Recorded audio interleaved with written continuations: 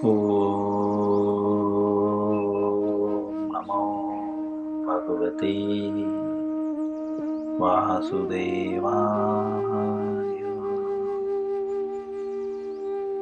ॐ नमो भगवते वासुदेवाय।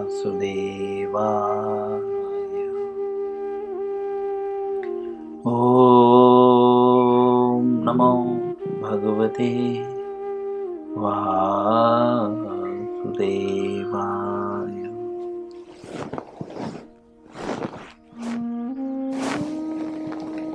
श्री मद्भगवद गीता यथारूप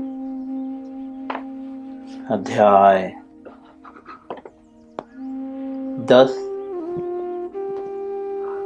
अध्याय का नाम है श्री भगवान का ऐश्वर्य। श्लोक संख्या 3। करीब आज इस श्लोक का तीसरा दिन है, इसलिए हम 3 बार श्लोक पढ़ेंगे। अनुवाद शब्दार्थ न पढ़ते हुए अनुवाद और पुनः जहाँ पे हमने तात्पर्य समाप्त किया था उसके आगे से पढ़ना स्टार्ट करेंगे। सभी लोग मेरे पीछे श्लोकों को उच्चारण करने का प्रयत्न करें।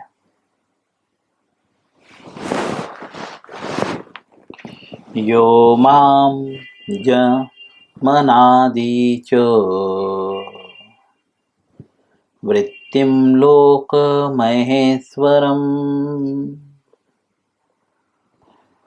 असम्मूढः स मर्त्यन्मतर्येत्सु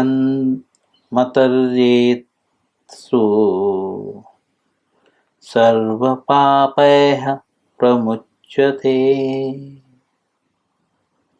पुनः यो मां जन्मनादिं च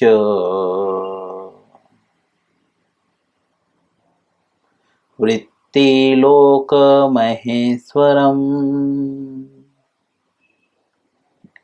असम्मूढः स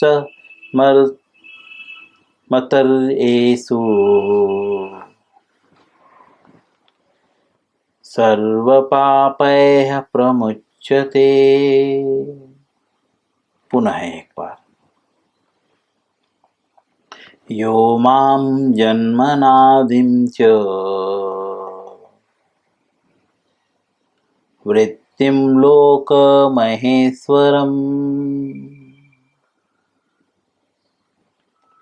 असम्मूढः स मर्त्येषु सर्वपापैः प्रमुच्यते।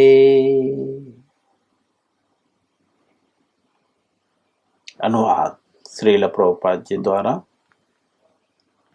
जो मुझे अजन्मा अनादि समस्त लोकों के स्वामी के रूप में जानता है, मनुष्यों में केवल वही मोह रहित और समस्त पापों से मुक्त होता है। समस्त पापों से कौन मुक्त होता है और कौन मोह में नहीं पड़ता है? जो यह जानता है कि भगवान जो है समस्त लोकों के स्वामी हैं, अनादि हैं और अजन्मा है। हम लोग सिर्फ पूरी तरह से न जानने के कारण ही हम लोग पापों से मुक्त हैं, मुक्त नहीं है। श्रील प्रभुपाद जी इस श्लोक को समझाते हुए कहते हैं, हम तीसरे पैराग्राफ में हैं। श्रील प्रभुपाद जी लिखते हैं कि इस श्लोक के वृत्तिलोक महेश्वरम शब्दों से सूचित होता है। क्या सूचित होता है? कि मनुष्य को यह जानना चाहिए कि भगवान कृष्ण ब्रह्मांड के सभी लोकों के स्वामी हैं, परम स्वामी हैं। यह मनुष्य को जानना चाहिए। क्यों जानना चाहिए? क्योंकि इस श्लोक में भगवान कह रहे हैं कि वही व्यक्ति समस्त पापों से मुक्त और मोह रहित होता है जो यह जान लेता है कि भगवान समस्त लोकों के स्वामी हैं, परमेश्वर हैं। वे सृष्टि के पूर्व थे और सृष्टि से भिन्न हैं। भगवान कैसे हैं? सृष्टि से पहले थे और उससे भिन्न है। सृष्टि में नहीं आते। भिन्न का मतलब अलग हैं। सारे देवता इसी भौतिक जगत में उत्पन्न हुए हैं, किंतु कृष्ण अजन्मा है। सारे देवी देवता मतलब चंद्र, इंद्र, सूर्य, ब्रह्मा, ये सारे जो देवी देवता हैं, ये सब इसी संसार में प्रकट हुए हैं, भौतिक जगत में। भौतिक जगत मतलब जो 8 प्रकार के तत्वों से मिलके बना हुआ है। भूमि, रापो, नलो, वायु, खम, मनम, बुद्धिरेव च अहंकार इति मन्ये भिन्ना प्रकृति अष्टधा।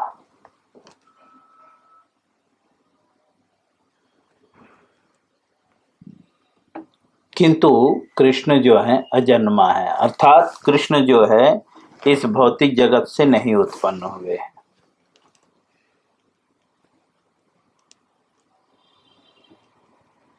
फलतः वे ब्रह्मा तथा शिव जैसे बड़े बड़े देवताओं से भी भिन्न है। भगवान जो है बड़े बड़े देवताओं से भी भिन्न है।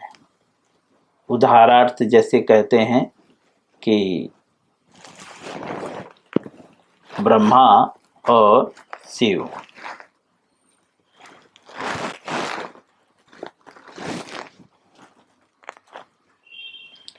चूंकि ब्रह्मा, शिव तथा अन्य समस्त देवताओं के सृष्टा हैं, अतः वे समस्त लोकों के परम पुरुष हैं।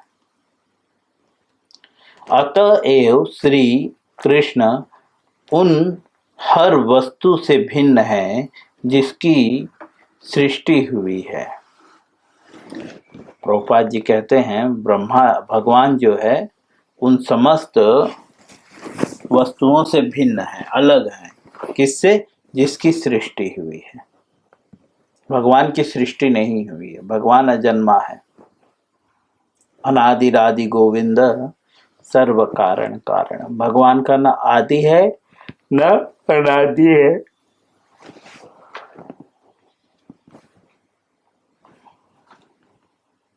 मतलब उनका ना तो कोई शुरुआत है ना तो कोई अंत है। इसीलिए यहाँ पे कहते हैं प्रभुपाद जी कि जिसकी सृष्टि हुई है, मतलब जो भी कुछ जन्म जो प्रकट हुआ है, इस संसार में जो कुछ भी प्रकट होता है वह नष्ट हो जाता है कुछ काल बाद। लेकिन भगवान इससे भिन्न है, अर्थात न भगवान जन्म लेते हैं और न नष्ट होते हैं। वह तुरंत ही सारे पापों से मुक्त, जो उन्हें इस रूप में जान लेता है। किस रूप में? कि भगवान जो है समस्त वस्तुओं से भिन्न है। ऐसा सिर्फ बोलने से नहीं, में वयोव्रति तत्वतः। भगवान पहले ही बता चुके हैं, जन्म कर्म च मे दिव्यम में वयोव्रति तत्वतः। जो मेरे जन्म कर्म को कैसे जान लेता है? सिर्फ ऐसे शब्दों से नहीं, तत्वतः। तत्वतः का तात्पर्य जैसे जल को तत्वतः जानने का मतलब जल कैसे बना है, जल का उपयोग क्या क्या है, उसमें क्या गुण पाए जाते हैं, यह उसे तत्वतः कहते हैं। साइंस में कुछ तो फार्मूला है, दो चीजों को मिलके पानी बनता है। इस चीज को जो व्यक्ति जानता है तो वो बोल सकते हैं कि हाँ आप पानी को परफेक्ट सही तरह से जानते हो। उसी तरह से जो भगवान को जानते हैं एकदम परफेक्टली, भगवान क्या है, वे क्या क्या कर सकते हैं, हम तो कंफ्यूज हैं। क्योंकि अगर हम यह जान ले कि भगवान ही सब कुछ करता धरता है, तो हमें शरीर के लिए कर्म करने की आवश्यकता ही नहीं होगी।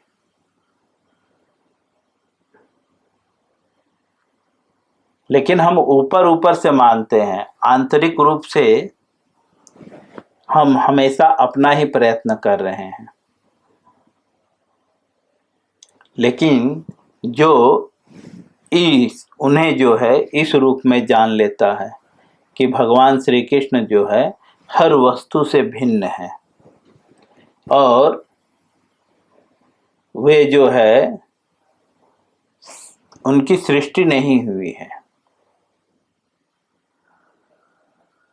क्योंकि जिसकी सृष्टि हुई है ऐसे प्रत्येक वस्तु से भगवान भिन्न है।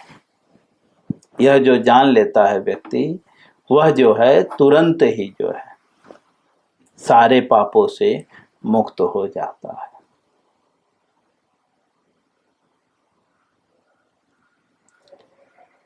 परमेश्वर का ज्ञान प्राप्त करने के लिए मनुष्य को समस्त पापों से मुक्त होना चाहिए।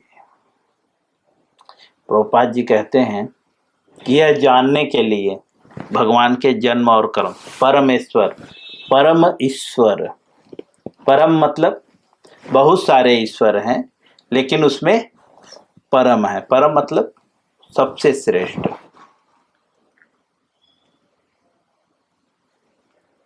क्योंकि सामान्यतः शिव भगवान, गणेश भगवान, ऐसे प्रत्येक जो है महान लोगों के लिए जो है, जो देवी देवता हैं, उनके लिए भी जो है ईश्वर शब्द का संबोधन किया जाता है। इसीलिए यहाँ पे परम शब्द जो है ऐड कर दिया गया।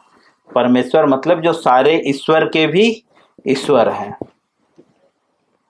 तो श्रील प्रभुपाद जी लिखते हैं कि परमेश्वर का ज्ञान प्राप्त करने के लिए, अगर आपको भगवान के विषय में जानना है, परमेश्वर अर्थात कृष्ण, ईश्वर परम ईश्वर, कृष्ण सच्चिदानंद विग्रह। परमेश्वर कौन है? तो बोलते हैं कृष्ण।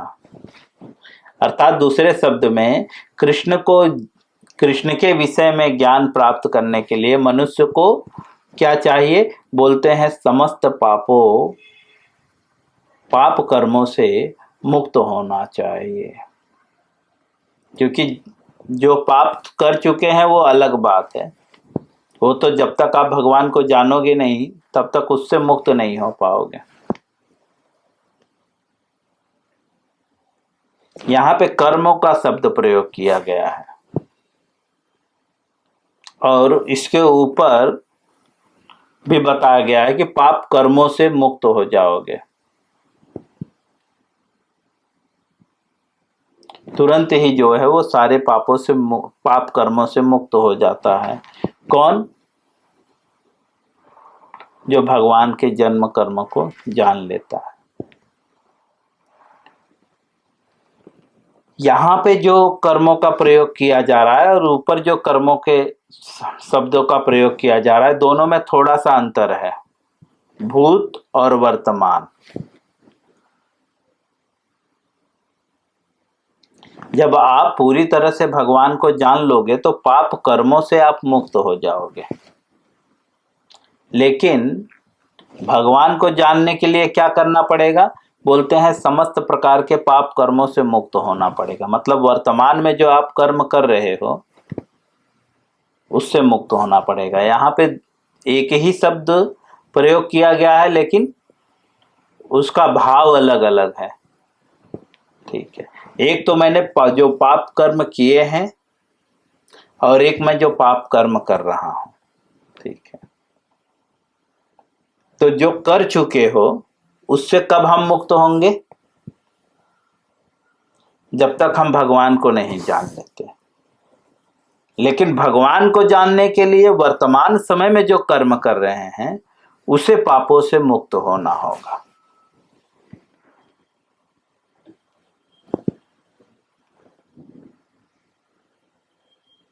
वर्तमान समय के कर्मों को अगर हम पाप पूर्ण ढंग से ना करें तो हम भगवान को जान सकते हैं।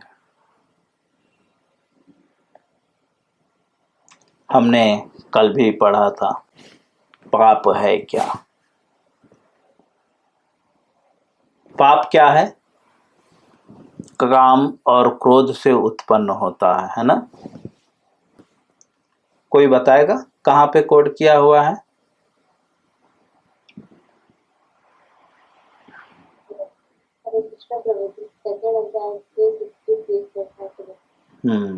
महासनो महापापमा विद्येन वैरिणाम। पाप जो है सर्वभक्षी पापी शत्रु है। यह उत्पन्न कैसे होता है? काम और क्रोध से। और काम और क्रोध, काम एष क्रोध एष रजोगुण समुद्भव महासनो महापापमा विद्येन वैरिणाम। काम जो है, जो पाप जो है कैसे उत्पन्न होता है? बोलते हैं काम और क्रोध से। काम और क्रोध कैसे उत्पन्न होते हैं? इंद्रिय विषयों का चिंतन करने से। ध्यायतो विषयान पुंसान संगते सुपजायते संगत संजायते काम काम क्रोधो विजायते। जब मनुष्य जो है, जीव जो है, इंद्रियों के विषयों का चिंतन करता है तो उसमें उसकी आसक्ति हो जाती है और आसक्ति से काम और क्रोध उत्पन्न होता है। समझे? और यह जो है पाप है।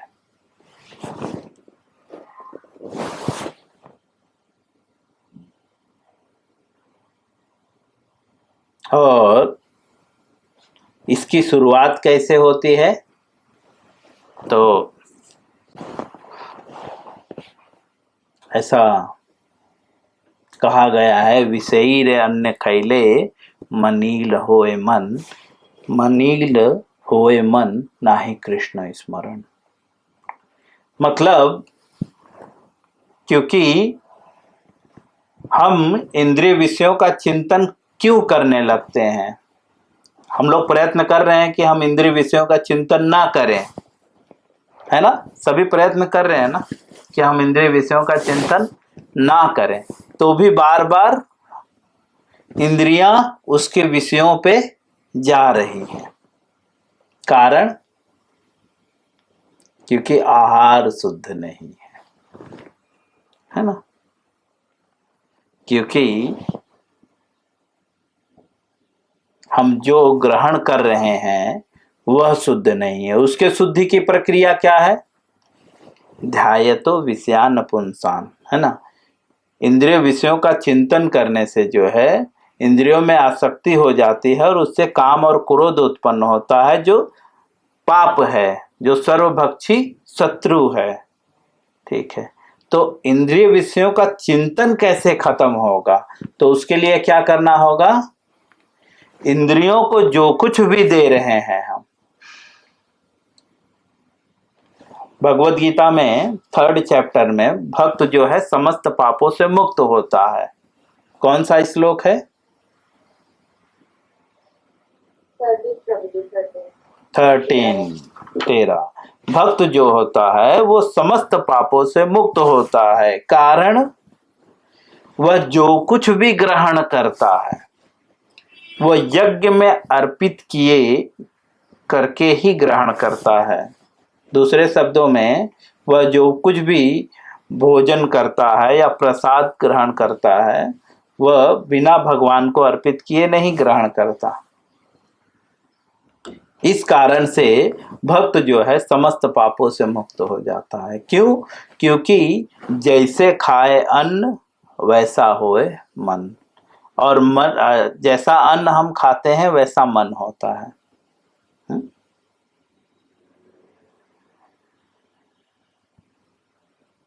एक शब्द में कहें तो वह प्रत्येक वस्तु जो हम ग्रहण कर रहे हैं, अगर यज्ञ में अर्पित करके खाएं। यज्ञ का अर्थ क्या है? यज्ञ का अर्थ क्या है, कोई बताएगा? जो भगवान विष्णु की प्रसन्नता के लिए कहाँ पे लिखा हुआ है?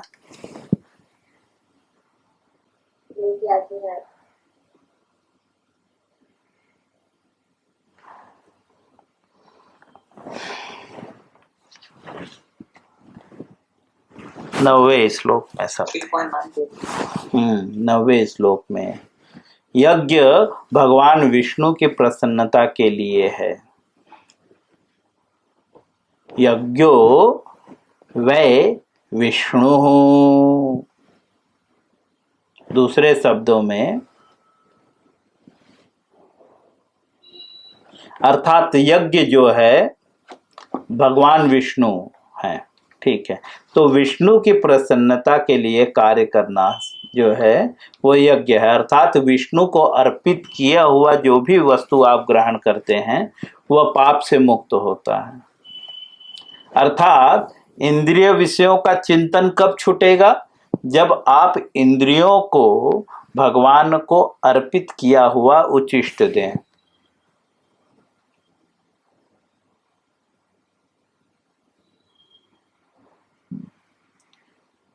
जब हम भगवान को अर्पित किया हुआ अर्थात विष्णु को अर्पित किया हुआ जब प्रसाद हम अपने इंद्रियों को देने लगेंगे तो इंद्रियों के प्रति इंद्रियां जो है अपने विषयों से हटकर जो है निजी रे इंद्रिय तृप्ति वांछा तारे नाम काम कृष्ण रे इंद्रिय तृप्ति वांछा धरे प्रेमना। कृष्ण के इंद्रिय तृप्ति के लिए वह धीरे धीरे कार्य करने लगेंगे और इससे क्या होगा? आसक्ति खत्म होने लगेगी। क्योंकि जब आप इंद्रियों के विषयों का चिंतन नहीं करेंगे, कृष्ण के विषयों का चिंतन करेंगे, और ये कैसे संभव है? जब हम प्रसाद ग्रहण करेंगे, भगवान को अर्पित किया हुआ भोजन ग्रहण करेंगे, तो इससे इंद्रियों का चिंतन धीरे धीरे खत्म होने लगेगा। और जब इंद्रियों के विषयों का चिंतन खत्म होने लगेगा तो हम उसमें आसक्त नहीं होंगे, और जब आसक्त नहीं होंगे तो काम खत्म होने लगेगा, और काम खत्म होने लगेगा तो क्रोध नहीं होगा, और क्रोध नहीं होगा। ये दोनों चीजों के न होने पर आप समस्त पापों से मुक्त होने लगोगे, और जब आप समस्त पापों से मुक्त होने लगोगे तो भजन में ध्यान लगेगा।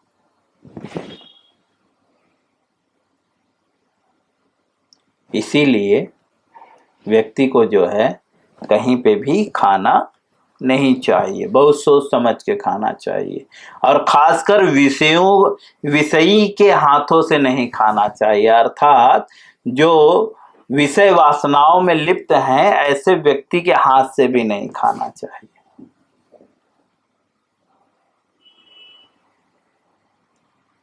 तो श्रील प्रभुपाद जी लिखते हैं कि अगर हम परमेश्वर का ज्ञान प्राप्त करने के लिए जो है मनुष्य को समस्त पापों से मुक्त होना होगा, जैसा कि भगवत गीता में कहा गया है। प्रभुपाद जी कहते हैं भगवत गीता में कहा गया है, ये इसके पूर्व भी बताया जा चुका है कि उन्हें केवल भक्ति के द्वारा ही जाना जा सकता है। भगवान को कैसे जाना जा सकता है? भक्ति के द्वारा। तो हम बोलेंगे कि प्रभु जी अभी आप तो बोल रहे हैं कि भक्ति तो बाद में होगी, तो अभी हम जो कर रहे हैं ये भक्ति थोड़ी कर रहे हैं, अभ्यास कर रहे हैं। भक्ति का मतलब व्यक्तिगत लाभ की आकांक्षाओं से रहित होकर भगवान की सेवा करना। लेकिन अभी हम जो कुछ भी कर रहे हैं सब में व्यक्तिगत लाभ है, पूरी तरह से मुक्त नहीं है। और भक्ति कब संभव है? जब आप पाप कर्मों से मुक्त रहोगे।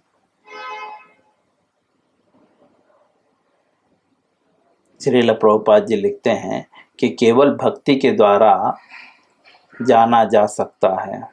भगवान जो है केवल भक्ति के द्वारा जो है जाने जा सकते हैं, किंतु किसी अन्य साधन से नहीं। बोलते हैं कोई और उपाय नहीं है। और भक्ति प्राप्त कब होती है?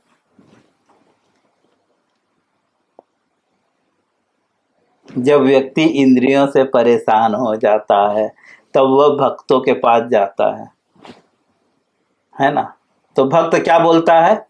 भगवान को भोग लगाकर खाओ। तो जब हम भगवान को भोग लगाकर खाने लगते हैं, तब हमारा मन थोड़ा शांत होता है और फिर हमारा भजन में मन लगता है। और जब भजन में मन लगेगा, तब धीरे धीरे आप ऊपर उठने लगोगे। इस प्रकार से जो है हम जो है समस्त पापों से मुक्त और भगवान को जान सकते हैं। मैं यहीं पे विराम करूंगा, इसके आगे हम कल पढ़ेंगे। हरे कृष्णा।